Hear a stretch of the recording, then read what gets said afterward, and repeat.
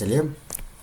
Бізде Яндекс браузерінде үлкен керемет нәрсе болған, жаңа технология. Ол бізде видеоны нейросет арқылы аудару, жай ғана аудару емес, текст ретінде. Онымен қоса дыбыстау. Бізде екі дауыс болады, еркек және әйел. Бұндай Алисаның дауысы емес.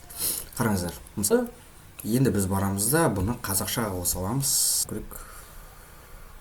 Қосылды ма? Exciting that they're able to give us new ways to generatively fill those blank. Білмеймін, қазақша өте кейде білмеймін тез болады.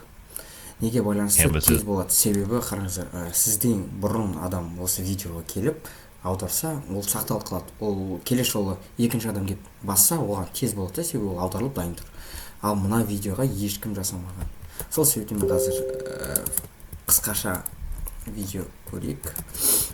Барлығымызға тез түсінікті болады. Мысалға, Аль-Хорезми мына осы видео 3 минуттық.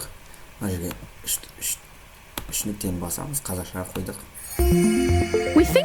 Алгоритмді жаңа нәрсе деп ойлаймыз, бірақ бұл термин шамамен 900 жаста. Алгоритм сөзі парсы математикасының данышпаны Мұхаммед ибн Муса Аль-Хорезмидің есімінен шыққан. Ол Мәстардың қазақ тіліне жаңашылығы видеолар сала бастады, рахмет деп. Бұған дейін бізде бір түрлі нәрселер болды. Тарих бойынша орыстар қазақтарды қырды, оян қазақты көріп барлығы орыстар қарсы болды, осындай видеолар түсірді. Мен ойша тарихта бірінші бізді қырса, жауыздықпен, оның ұрпақтары не істеп жатыр?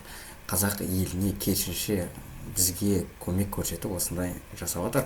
Ал адамдар болса, орыстар ойбай жаман, неше түрлі нәрселер айтады орыстар туралы. Өлеңде шығарған боқтап, мен ойша өте керісінше бізге шынымен де оянатын кез келді. Себебі біздің қазақ тілі біздің қолда емес, себебі шетелдің қолында.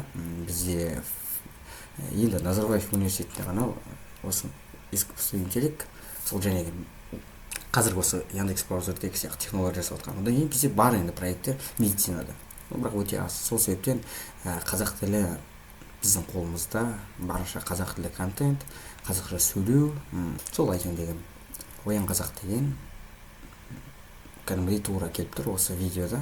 Себебі біз емес, бізге басқа адамдар технологиямызды жасап беріп отыр. Бұл өте қорқынышты нәрсе. Себебі тіл біздің қолда емес, басқа елдің қолында болып қалып тұр. Сол мен айтайын дегенім. Барлықтарыңызға сау болыңыздар.